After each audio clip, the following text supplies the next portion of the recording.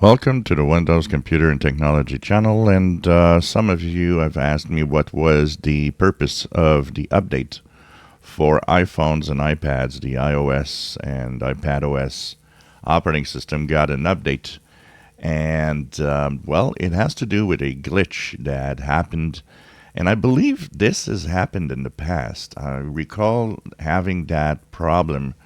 I was wondering if it wasn't on Android that it could have happened, but I think it was on iPhones. And well, the same glitch that was in the past is back, and now they're fixing it.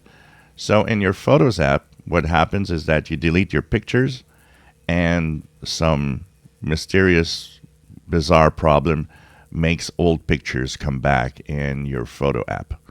So if you were deleting pictures that maybe you didn't want other people to see, well, they were popping up randomly back into your photo app even though they're deleted.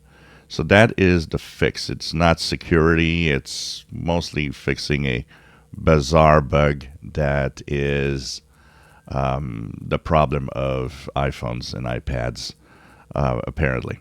So nothing more. And of course, don't forget, if you have Apple Mac computers, make sure that you're up to date. Make sure the Safari browser is up to date too, because it had some fixes on Macs, especially where it would have a 0-day already exploited in the wild problem that was fixed last week. So make sure that everything's up to date. And if you don't want to have these old pictures reappear mysteriously, you can update your iOS and iPadOS systems to fix the bug. If you enjoy my videos, please subscribe, give us thumbs up. Thank you for watching.